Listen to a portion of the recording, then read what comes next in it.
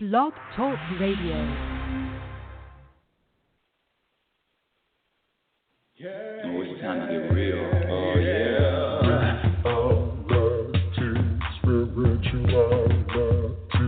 It's a new experience. Spirituality. Yeah, keep your ears open for this one, man. Spirituality. You got a question for RLN? Spirituality. Yeah, it's time to get some answers, baby.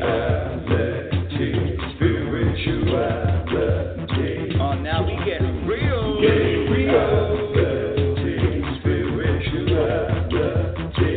it's time to get down.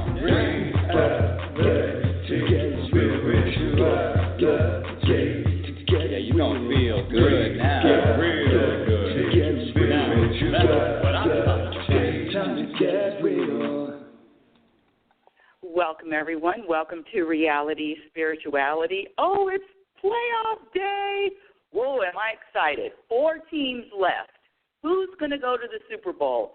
You know what I'm going to be doing for the rest of the day. That's right. I'm a big football fan. Anyway, thank you so much for listening. This is Reality Spirituality. I'm your host, Rebecca Lynn Norrington, and as always, I just want to welcome you to the show. I am the world's only happiness specialist. Yes, I wear that. Sometimes it's let me tell you something. Sometimes it's heavy. Sometimes it's light. There we go with the labels. And sometimes it's just,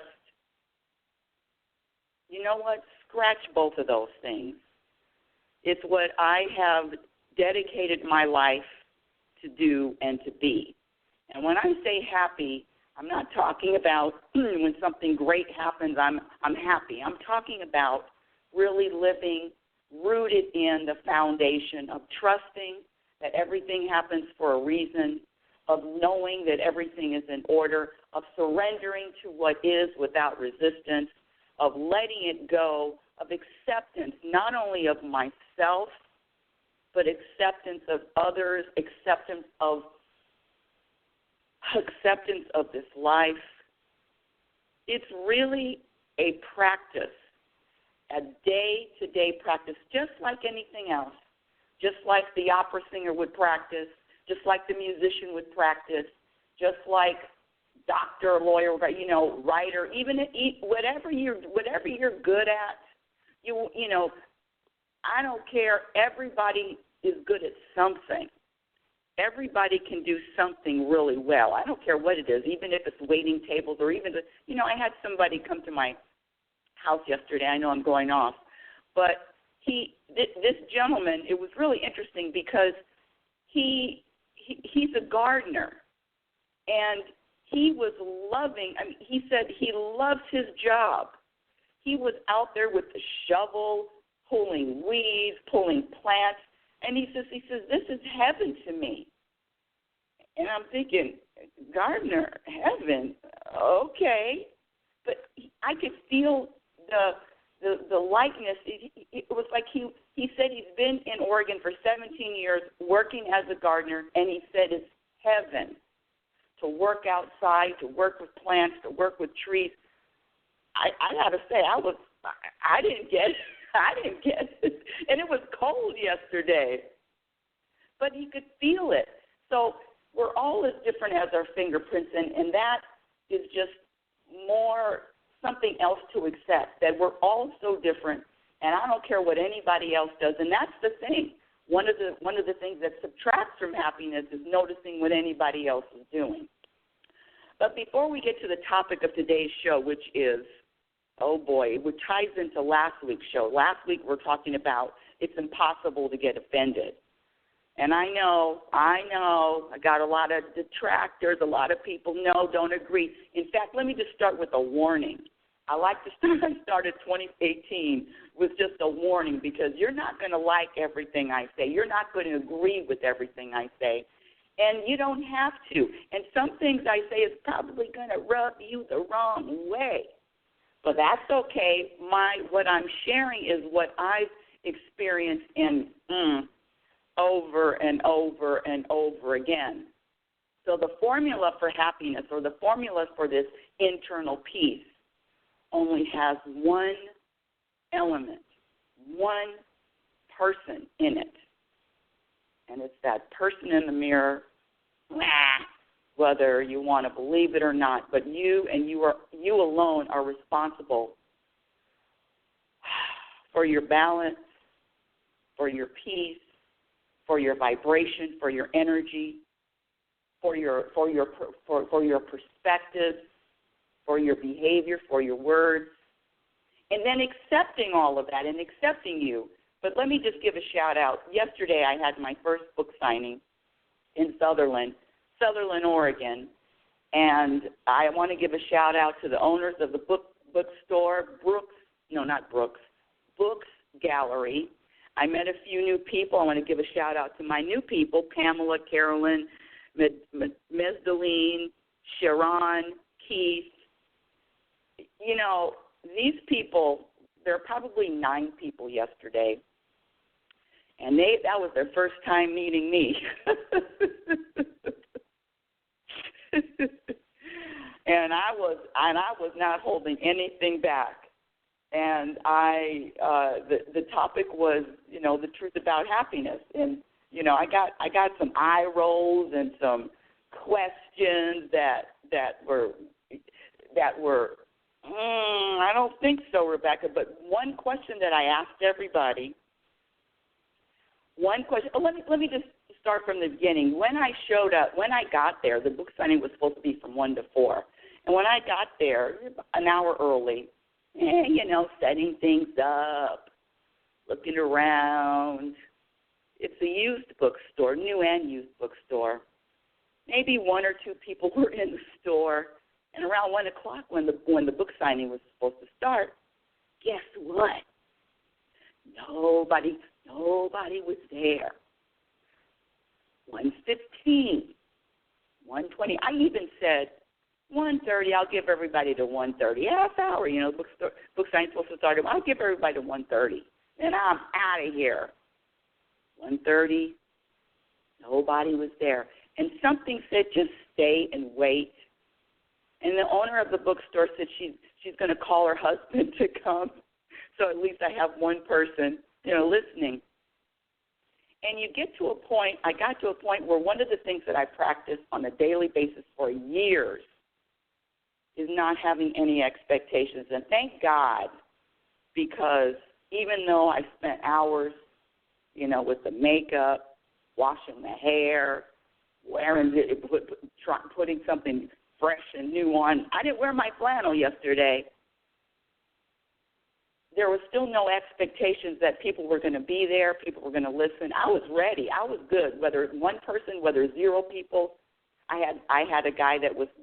Thank you, Steve, for filming it, videotaping it. He was there.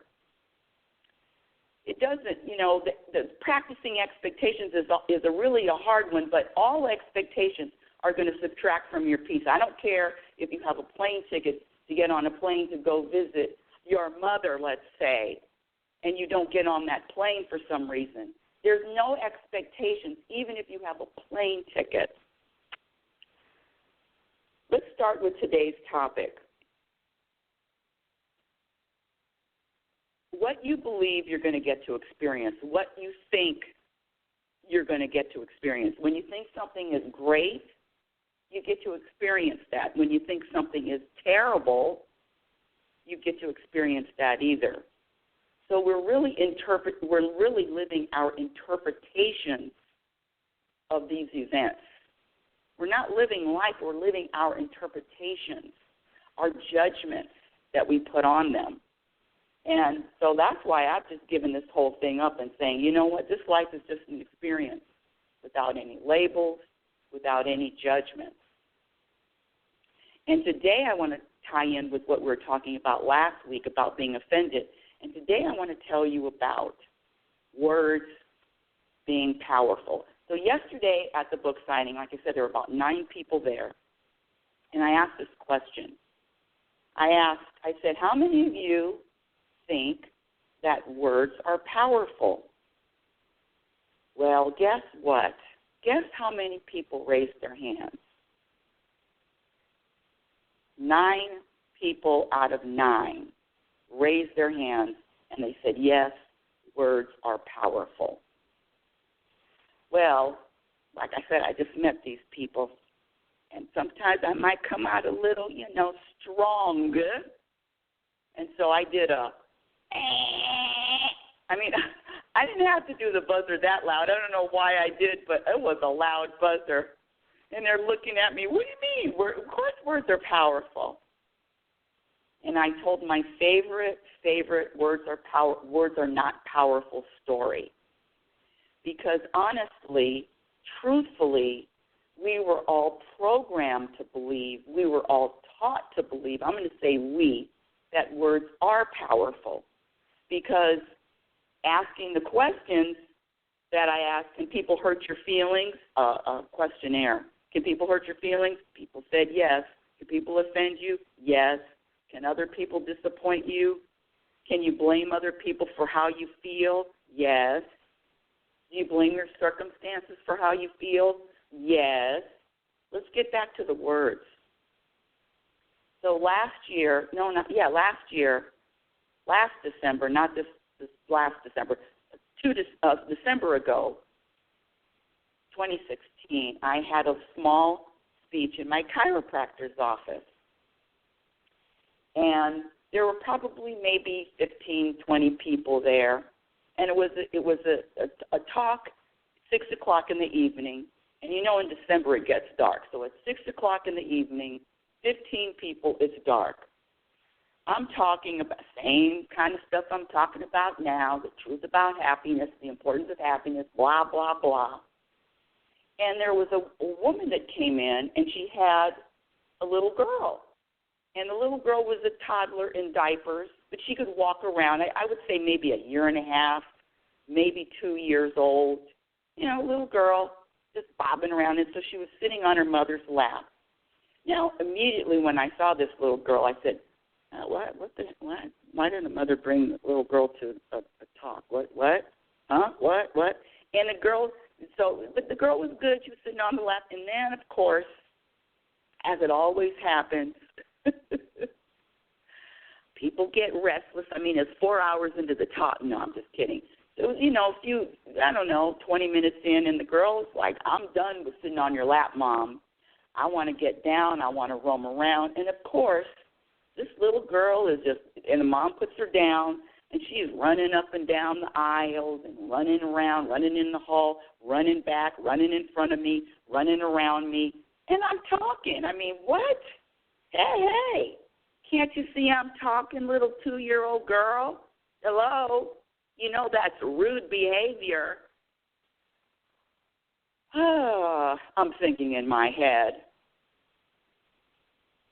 And then, for whatever reason, I was inspired to pick that girl up. And I actually have a picture.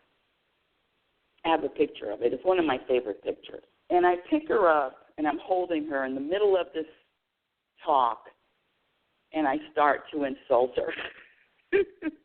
I said, you know what? When you grow up, you're going to be a loser. And you're ugly, and you're stupid, and you're going to be a failure at everything you do. Now, I'm telling this story yesterday with this group that raised their hands and said words are powerful. All of them said that. And I'm telling the story, and, you could see the eyes getting bigger and bigger as I'm insulting this little girl. And I even insulted what she was wearing. I said, even what you're wearing looks bad. I said, who put this together? I said, your parents are losers, too. Oh, yeah, I was on all 5 cylinders, insulting this little girl. And I was holding her on my hip, and she was looking, as they say, wise or otherwise. And the mother was, mouth hanging open. And I put the little girl down, and guess what she did? Anybody know? She just started playing and running around like I didn't say anything to her. None of the words that I said to her had an effect. none of the words that I said to her changed her demeanor, changed how she felt, changed what she wanted to do. She was in the moment. She wanted to play. She wanted to run around. She just was doing her thing. She was just being a 2-year-old. She was just being herself. I'm getting chills now because I put her down, and while the adults were insulted, I don't know if they were insulted, but they were, surprised, shocked. I don't know if you've ever heard anybody insult a 2-year-old to every. And I put her down, and she's just doing what she was doing before I picked her up. And see, it's not your fault. It's not my fault. I learned that words could, quote, unquote, hurt. I learned that words could offend. I learned all of this. I was programmed to believe that words are powerful. I mean, look out in this world. People are, you can't use this word, you can't use that word because it's offensive, it hurts your feelings. Well, I say, who's more powerful? Who's more powerful? The person that can be offended or the person that can't be offended by any word or by any action? And when I asked that question yesterday, who's more powerful, everybody could feel, everybody knew that answer. They could feel, well, at least 3 people raised their hands. Yeah, the person that can't be offended is more powerful.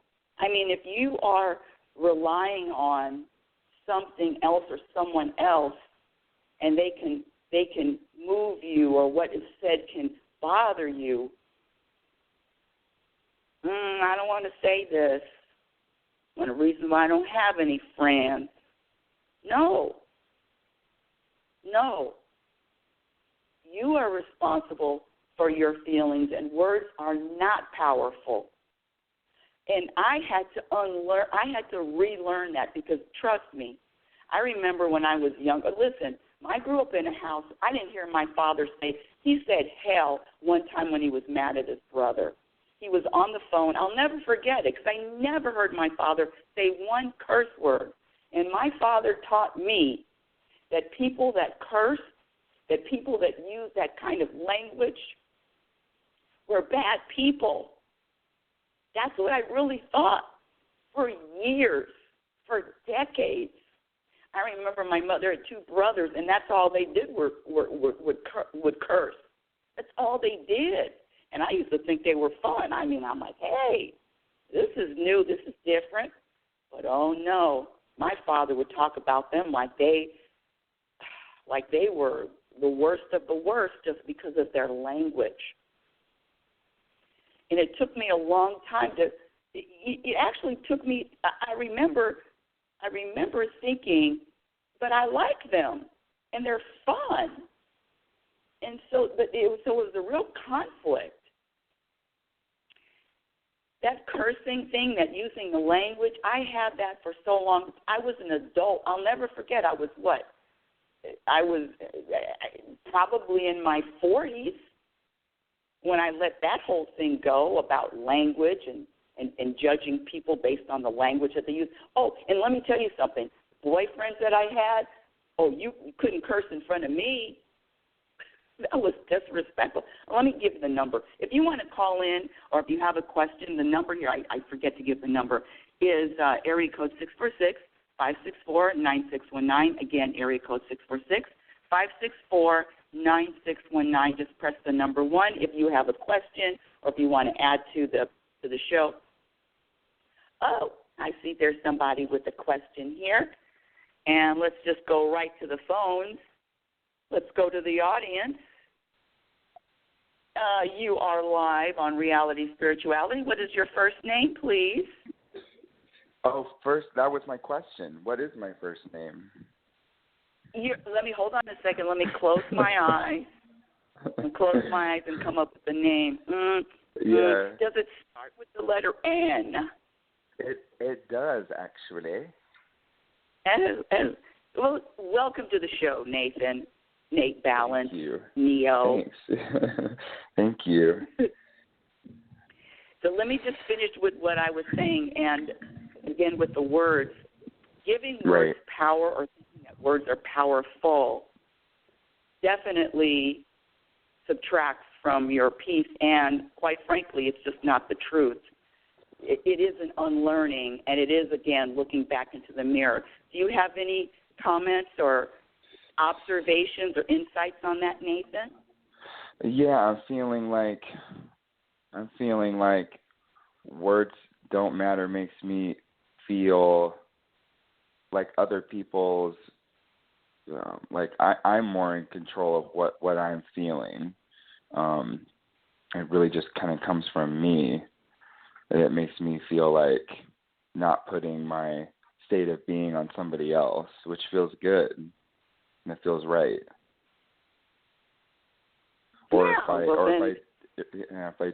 I do feel upset, like I did during most of listening to your show, I know it's on me.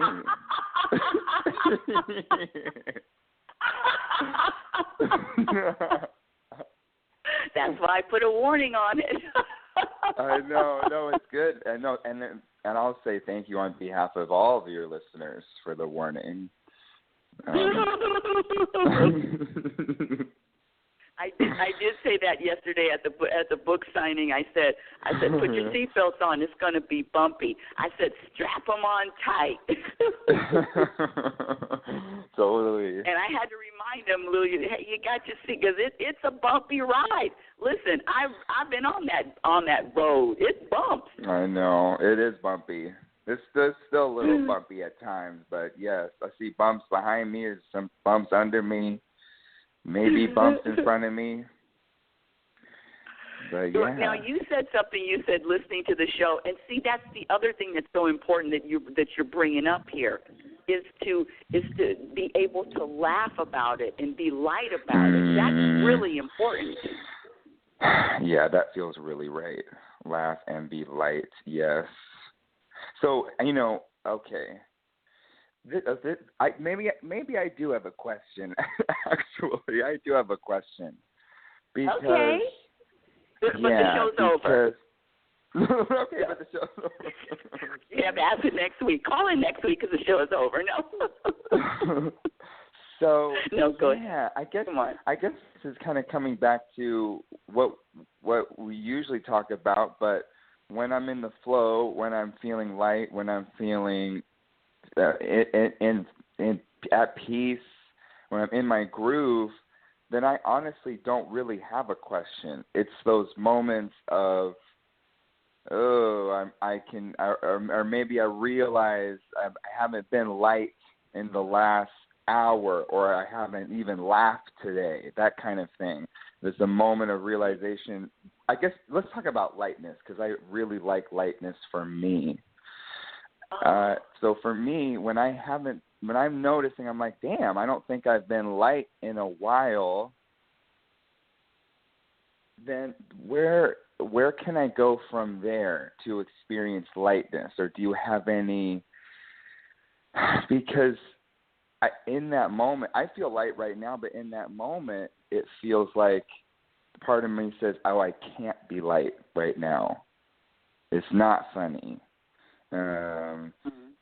It is serious, or I don't want to be light. But how could I not want to be light? But that's what's going through my head at the time. So I'm looking to make that transition. Any suggestions?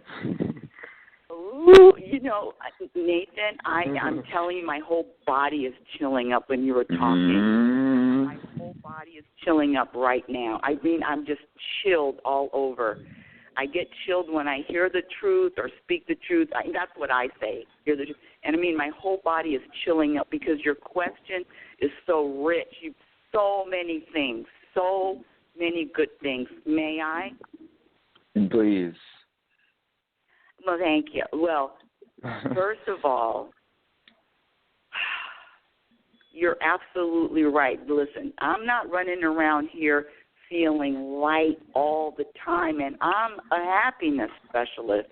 There are some times when I feel heavier or whatever, these words, but I know what you're talking about, that, well, this shit isn't funny and nothing's funny. Mm-hmm. Yes? Yeah. Yes? Yeah.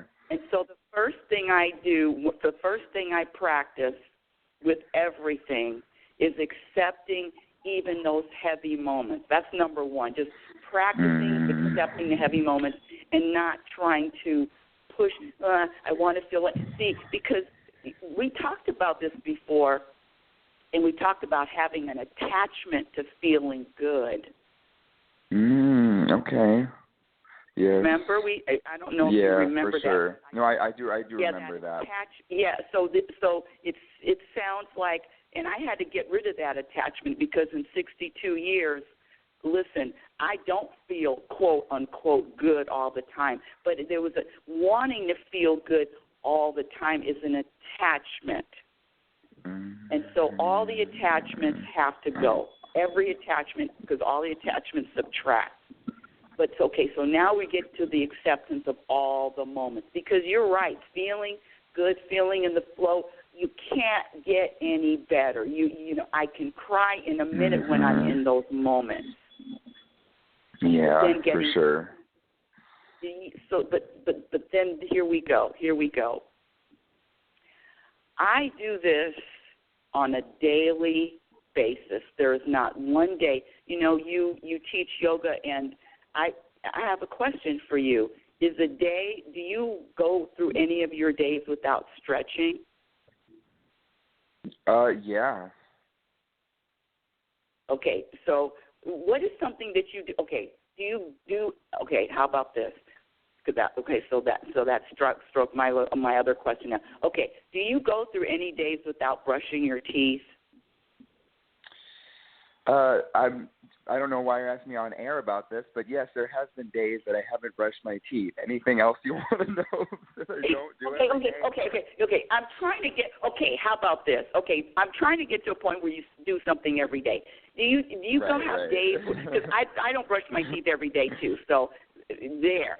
I mean, if I'm at home sometimes, I didn't brush my teeth today, but I'm not getting on it. Whatever. Okay. Yeah. Go through any day. Something I do every day. Yeah. Yeah, something you do every day. How about the only thing I do drinking water? How's that? The only thing I've done every day for sure is I've peed every day. I'm pretty sure. Okay. Thank you for giving me that. I just didn't have the right example, and that's on me. Yeah. Okay, so do you go through a day without peeing? No, I don't. I mean, yeah, I don't go through a day without it. No. Okay, good. Perfect. Yeah. Thank you for that honest answer. And that's a really good answer. I'm going to use that in my stories now, and the other stories don't work because you're right. Sometimes we don't brush our teeth. But anyway, 90% of the time you brush our teeth, 80% maybe. Right, true. But peeing every day. Yeah. Every day, this is what I do every single day. There's not one day that I don't do this, is look at something that's going to make me laugh. Oh, are you sure you do that every day? Every day. I didn't say that I didn't do feeling down or that every day, but I definitely look at something. I look at my Impractical Jokers every single day. Yeah. Okay. And if I'm not into that, you know what I was looking at today or last night? I was looking at a interview with Larry David. Now, do you? Go ahead. Yeah.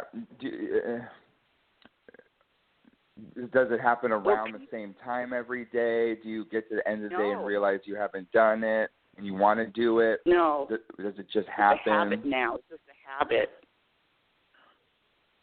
I look for something. When do you do it in the morning? No, I didn't do it in the morning. No, not this morning. No, in the morning. Do I do it in the morning? That's a good question. I usually don't do it in the morning, Nathan. Yeah, not in the morning. Okay, yeah, cool. I didn't feel like a morning thing or Impractical Jokers in the morning, but I didn't know. Yeah, no, I don't do it in the morning. No. Because with the toothbrush, I was thinking it. go ahead. I was being an ass with the everyday thing. I get what your point is now, but the brushing the teeth thing is kind of like okay, do I brush my teeth in the morning and I brush my teeth at night? I mean, that's pretty much every day as far as something I do every day, and there's a little bit of a cycle with it, a reliable pattern, cycle. a habit. A little habit, right? Mm-hmm. So it's become one of my habits, and I just something to make me laugh. And people, like, I'll go on and look at people that make me laugh, or people that I know I'm going to be, not necessarily make me laugh, but I'm going to be entertained. Oh, okay. And are we just talking about lightning? Yeah. Yeah, and it's a habit. It's a habit. Like Larry Dave was talking about his mother, and he says, my mother didn't want. He said she told me I wasn't special. He said he wanted to be a sportscaster, and she says, "Oh, you can't do that, Larry." She says, "You're not special." I mean, just listening to people that I know are funny, or listening to Impractical Jokers. I mean, I do that every single day, and usually it's before I go to sleep, or if I'm watching TV, I'm always going back to Impractical. I've seen every goddamn Impractical Joker episode. I have. Mhm. And then sometimes I watch it over, because sometimes, and it always makes me laugh when they tape Sal to the table and he couldn't get off, and they put cats on him, and he's screaming because he's so scared of cats. I mean, it makes me laugh. Yeah. I have those things, or I look at funny videos, or I'll scroll through animal videos just to, and it helps. Like, I mean, and it depends on where I'm at. I might not be cackling, but I might be. But it definitely feels like it's lightening me up, or at the very least, it's kind of taking my attention off of maybe wherever I'm coming from, and just making everything real simple, and I just get to focus on a dog jumping. I like the videos where I like the videos where this cat's trying to jump onto the couch, and he makes this big leap of faith, and he comes up short. It's really funny. It's kind of sad too. You see the cat look where he's right. Yeah. But see. So I'm feeling there's got to be some acceptance to even those other moments. But then putting in your mix, your daily mix of doing something for you, and it's not making yourself laugh to get out of those more serious moments, or those darker moments, or those heavier moments. That's the word I wanted to use. It's not, well, I don't do it because of that. I do it because I like to, it is something I do every day. No, I'm into that, and I'm definitely into not doing it to get out of that. That's good. Yeah. Because my thing is, because I'm on this word, this authenticity word, and I'm really thinking about this word, what it means to me, and to me, authenticity just means relaxing into whatever is actually there in the moment. Mm-hmm. And it is different in the moment every time, because every moment's different. So, and I think from there, if relaxing to the moment, it can maybe be translated to what you said with just accepting. You said, I said, well, what do I do? What do I do if I'm feeling this? And you said, well, first thing you have to do is accept it. And so that kind of resonates with me as far as being authentic or honest with what's actually what I'm working with. Oh, I use this. I'm starting to use this analogy of the Uber driver, and how you want to get picked up by an Uber, you got to give the Uber driver your address. You got to tell the Uber driver where you are.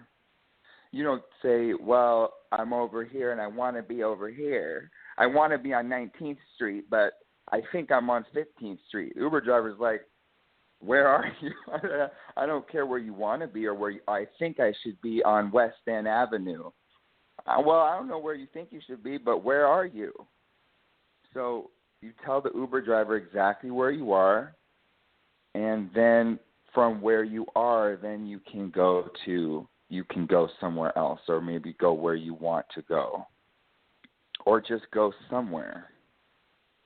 Anyway, what do you think about the Uber driver analogy? You know what? I'm chilling up again. My body is. I was chilling up. I'm chilled. I'm actually, my whole body is chilled.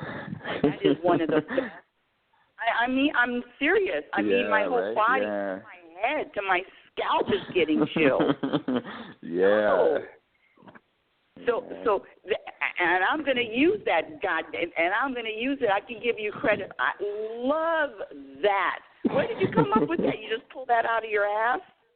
Yeah, I pulled it out in the last couple of days. Just really diving deep into authenticity. You know, brilliant. Yeah. No, really, where'd you came up with that? What? Yeah. And how about this? What? So the driver.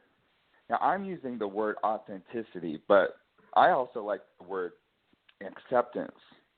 If the driver represents acceptance, so once the driver gets to you, it's like a wave of acceptance, and also the driver is, if we imagine someone who is going to let you be you, is going to really listen to you, is just going to accept. You want to get in the car and you want to start yelling, you get in the car, start yelling. You want to get in the car and sit back and take a nap. This Uber driver of acceptance is going to let you do that, and is going to accept you wherever you're at. And then you have to tell the Uber driver where you want to go. So you either know where you want to go. So I'm using like happiness, or I'm using a little bit lighter, or I'm using maybe I don't know where I want to go yet. Maybe I want to go towards happiness, or if we have two things for me, because I can be indecisive at times. I don't know if I want to go here. Maybe I want to go to yoga. Maybe I want to go home. So we just keep driving. We've talked about this when we're driving, and we practice just seeing if we want to pull over into Costco or not, or see if we want to keep driving. You've talked about that a lot, which is so cool, just following our inspiration. And you have all the time you need in the car. I want to go to Costco, and then, man, I don't want to go to Costco now. You go towards Costco, and it doesn't feel right, or you ain't feeling right. Yeah. So then let's go home. So it's like the driver's going to take you wherever you want to go, but you've got to get in the car first, the car of acceptance.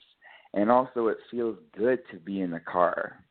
Just like you tell me, kick your feet up when I come to your house. Kick your feet up, relax.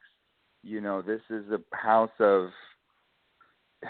chill. It's a house of be you. For a long time, I had this feeling like I had to do something, I had to be something, I had to do certain things around the house, whatever. And then one time I remember coming over to your house to stay, and you told me, you know, I don't want you to really do anything. I just want you to just be you and chill out. That's all I need. And I'm like, you talk about programming, and I had to really reprogram that for me. Because I'm like, that's all you need me to do? But it didn't, ego or whatever was really fighting that. Or not fighting that, but just, I guess, accepting that. We're talking about accepting. I'll leave it at that. I'm talking for a while. Thank you for letting me get that out. No. I'm sitting up here listening. I'm taking notes. Yeah, take some notes. Yeah.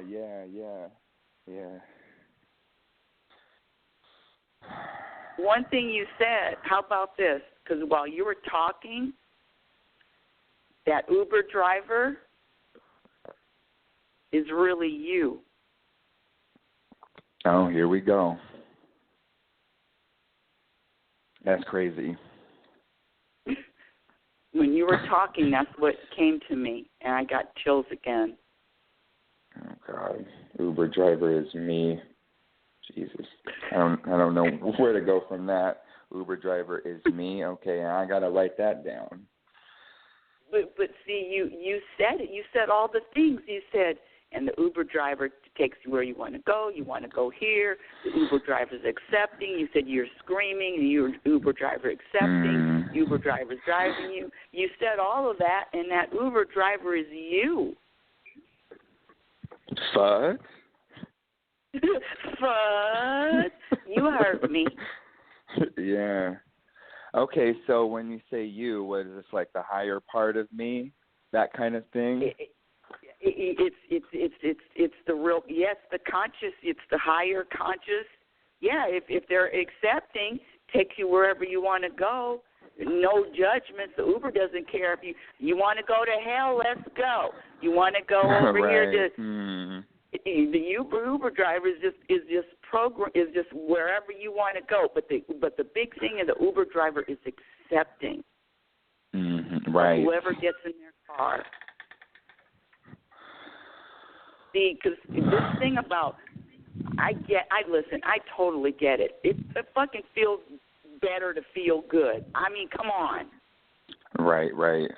But that's a program too.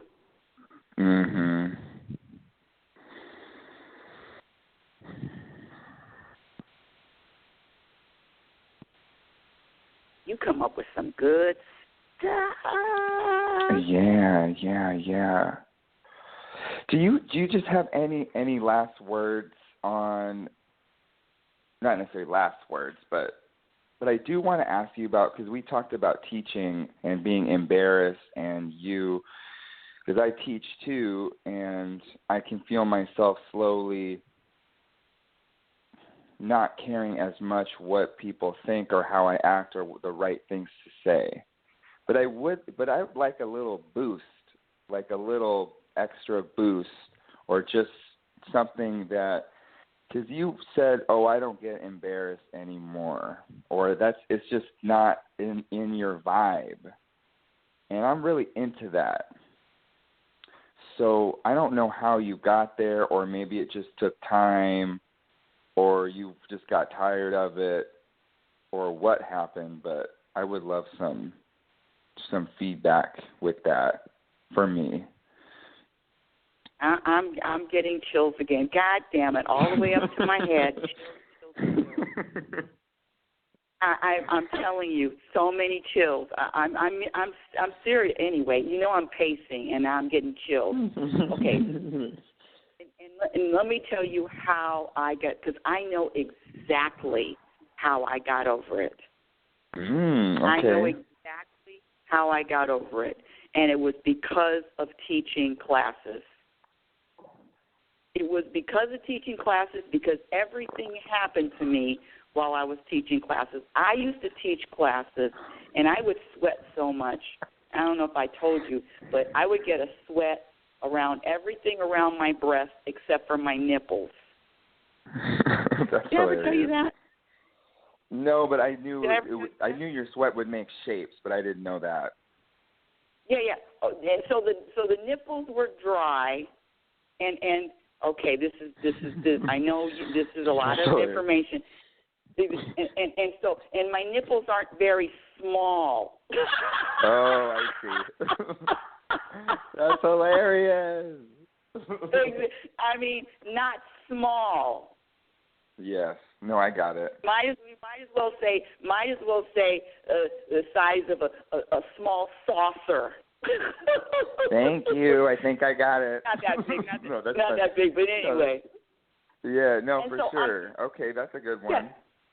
That was the first thing that I mean, and there's nothing I could do. Don't you think I tried to do shit about that? Put paper. No, I couldn't do anything about it. So now I have to just suck it up.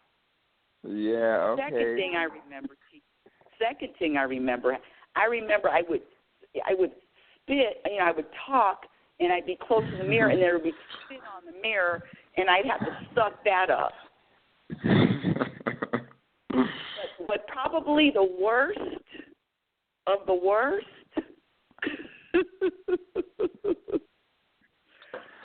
I would be on my period, and it would show through when I'm on the floor. No. And I remember sitting up and like, shit, there was like the blood, and I mean, right in the front of class.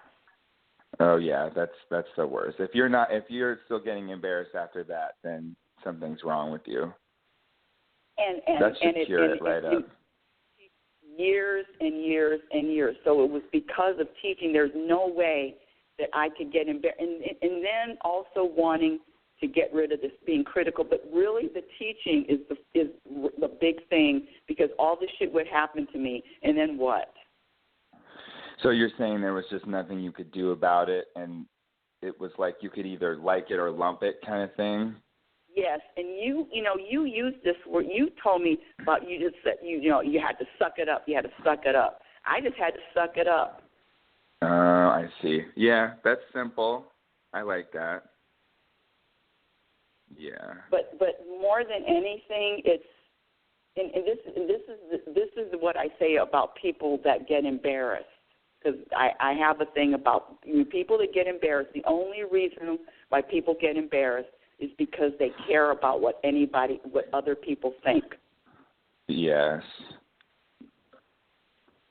Yeah. I'm thinking about, for me, in those moments when I really, really care, I'm really in it deep. I think it's just caring a little bit less. And then we talk about the avocado ripening. I want the avocado to be right away. But, yeah, to sort of expect that, I don't think is helpful to me. But maybe to have a little bit less feels good. Okay, I thought of something. I thought of a possible solution. This is a real hard one. Ooh, this is a hard one to practice. I'm getting chills again. This is a hard one to practice. But whatever you're embarrassed by, in that moment, you say it out loud so people can hear it. No, that's good. Wow, that's pretty good.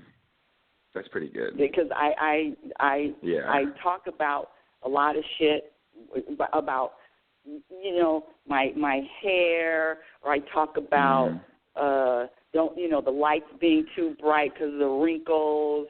I say these things out loud to people, or whatever I'm whatever I'm embarrassed about. I used to just say it and make a joke about it, like, oh, don't notice that, don't look at that, because I'm nipples are dry, whatever it is. Right. No, totally. To break that hold of, because there is a hold, and to break free, because for me, I had to break free of all those strings, because I was getting bombarded all the time with something that was embarrassing. Right, exactly, right. It's like being a stand-up comic and bringing attention, being a stand-up comic. It's like Joan Rivers. She used to talk about herself. Was it self-deprecating humor? Yes, right. But you don't buy into it, but you just, like, you're able to say it out loud, and it's going to be uncomfortable as hell. Let me just say that. But that's going to break you free of it. So what are you embarrassed about? You're embarrassed about your hair. My hair looks like shit today. Don't tell anybody. I like to say that. Don't tell anybody. No, that's good. Yeah, I'll take your one-liners for sure. Yeah. Don't tell anybody. All right. Yeah. So give me an That's example good. of something. What you would be embarrassed about in class. I know. Gee, I really don't even want to think about it. Okay. Well, see, that's the thing. You know, you have to. Well, you don't have to, but that's the way out of it. Yeah. Whoo. Does that make sense? It definitely makes sense. No, it's a really good one. It's really good. Yeah, it's really good. Or you can even say, because I'm just coming up with something. You can even say, you see, it's also a thing about, I don't know, wanting to or thinking that you're perfect or you want to look perfect. Really not, and right. I used to think I was perfect, but apparently I'm not. Look at this. Right.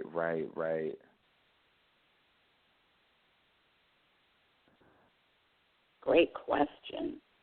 Yeah, no, that's really good. I like that a lot. That's good for me.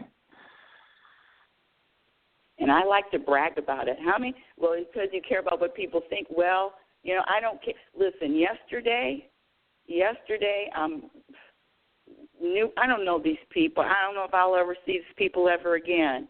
But I sure was myself. And Nathan, there was one lady in the back, and she was laughing at me. She just started giggling, and I said, "Thank you for the laugh." She says, "You're funny," but nobody else was laughing. Nobody else was laughing. I didn't make anybody else laugh. It was really funny. Yeah, so interesting. Yeah, because she gets me. Right. Oh, I wasn't saying anything. I made a few of them giggle a little bit, but she was laughing out loud like, "You're funny," and I like that. And so I said, "Thank you." Yeah. Thank you, audience. Right.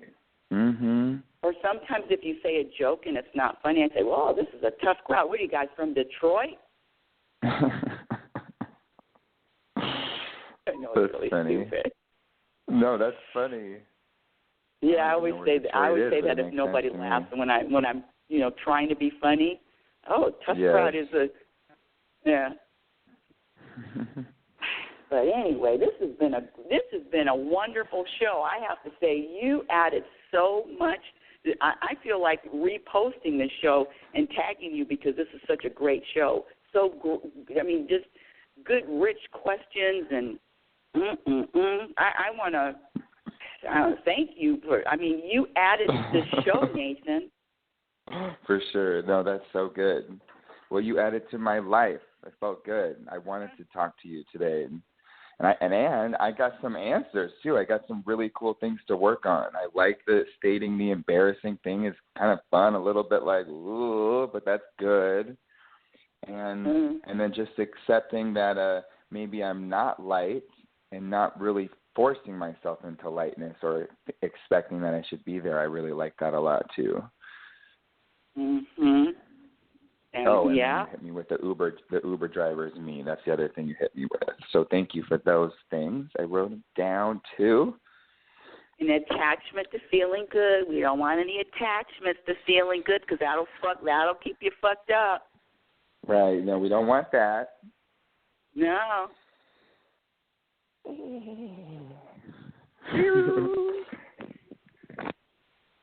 I just want to share this last thing what happened yesterday at the book signing. Okay. And at the end, I painted. I you know how I painted put everything in a corner. You can't wiggle out of why do you worry? Who worries here? Worry. I said the only reason why you worry is because you don't trust. I put everything with spotlight on everybody. So at the end of the talk, maybe 45 minutes, I said, any questions? There were no questions. I felt like they knew not to ask me a question. Right. Because they know. But this is my biggest takeaway from that whole thing. The guy that was videotaping, and it just made my whole day. he says, we were leaving, we're packing everything up. He says, you know what? He said, I've been too hard on myself. And he's older than, no, he's not old, he's 58. He said, I've been too hard on, he said, I've learned I've been too hard on myself. See, I don't need anything else.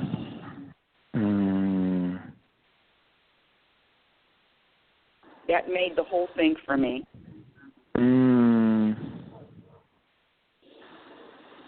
And these other people, whatever, people, I feel bad, I'm not doing enough, this motivational crap, I need to do more of it. No.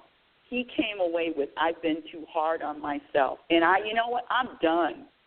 I'm done. If I don't have one more thing in my life, I'm done.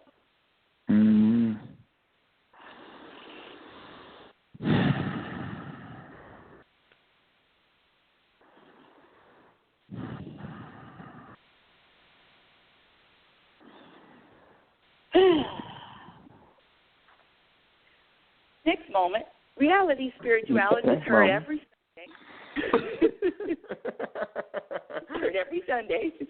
My website, RebeccaNorrington.com. Follow me on Twitter at RLNorrington.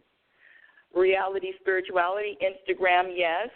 My book, Reality Spirituality, The Truth About Happiness, is found on Amazon, the Kindle version. My second book, Program for Unhappiness, is in the process of being written. When? Who knows? But I'm writing it. And I just want to remind you, audience, who you are. You are a physical extension of the universe. You're always evolving. You're always changing. You're always growing. Love is patient. Love is kind. Be patient and be kind to yourself. Be your own best friend.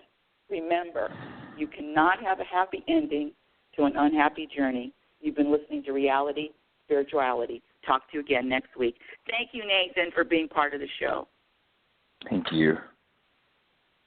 Oh, it's time to get real. Oh, yeah.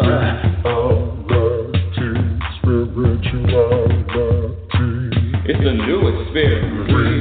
Reality Spirituality. Yeah, keep your ears open for this one now. Reality Spirituality. You got a question for RLN? Reality Spirituality. Yeah, it's time to get some answers, baby. Reality Spirituality. Oh, now we get real. Reality Spirituality. Yeah, it's time to get down. Reality